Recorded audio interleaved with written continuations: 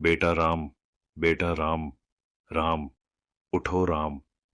हाँ हाँ, आप कौन हो? मैं मोहनदास करमचंद गांधी हूं। मोहनदास करमचंद गांधी अर्थात महात्मा गांधी?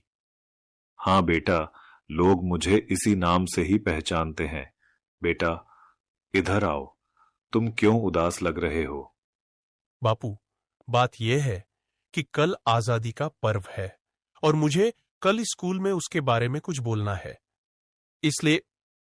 उसमें क्या बड़ी बात है, आजादी के बारे में कुछ बोल देना।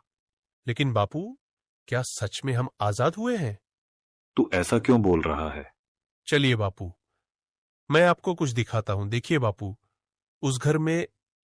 मम्मी पापा, मुझ पर थोड़ा रहम करो प्लीज, मुझे आगे पढ़ने दीजिए। मैं आगे पढ़ना चाहती हूँ और डॉक्टर बनना चाहती हूँ। बस बेटा, आपने बहुत पढ़ लिया। हमारे समाज में लड़कियां इतना पढ़े यही बहुत बड़ी बात है। पढ़ना लिखना छोड़ो और अपनी शादी के बारे में सोचो। क्या मुझे पढ़ने लिखने की और मेरे सपने पूरे करने की भी आजादी नहीं मिलेगी?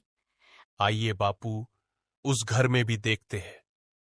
मेहरबानी करके आप यह व्यसन छोड़ दो और घर में भी ध्यान दिया करो। अब हमारे घर में खाने के लिए अनाज का दाना भी नहीं है। वह सब कुछ मुझे नहीं पता, बस मुझे पैसे दो। मेरा शरीर कांप रहा है और दिमाग काम नहीं कर रहा है। अब जल्दी पैसे दो, मुझे देर हो रही है। नहीं, यह पैसे मैं नहीं दूंगी। ये तो बच्चों की किताबें लेने के लिए रखे हैं। चुपचाप मुझे पैसे दो और यहां से हटो, मुझे जाने दो। हे ईश्वर, मेरे पति की इस व्यसन की आदत से मुझे कब आजादी मिलेगी? बापू, और आगे चलिए, मैं आपको एक रिश्वतखोर अधिकारी बताता हूं। साहब, कई दिनों से मैं आपकी ऑफिस के चक्कर लगा रहा हूं। अब तो मेहरबानी करके मेरा काम कर दीजिए।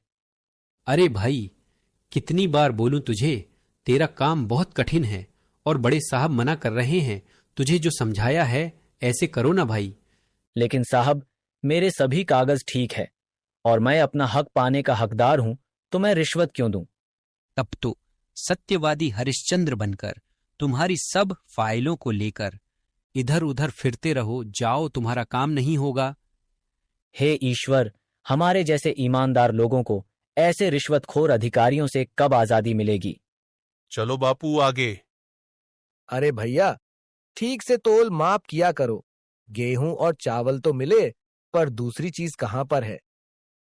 अरे भैया, आपको जल्दी आना चाहिए ना। बाकी सामान तो सब खत्म हो गया है।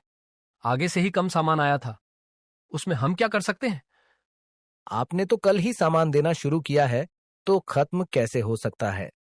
अरे यहां से निकलो भैया, और लोग भी लाइन में राह देख रहे हैं। आपको जो शिकायत है वह बड़े अधिकारी से जाकर करना। हे भगवान, हम गरीबों को ऐसे अनाज की तस्करी करने वाले लोगों से कब आजादी मिलेगी? देखा ना बापू आपने, क्या आपको लग रहा है कि सच में हमारा देश आजाद हुआ है? आज के समय में भी लड़कियों को पढ़ने की आजादी नहीं है।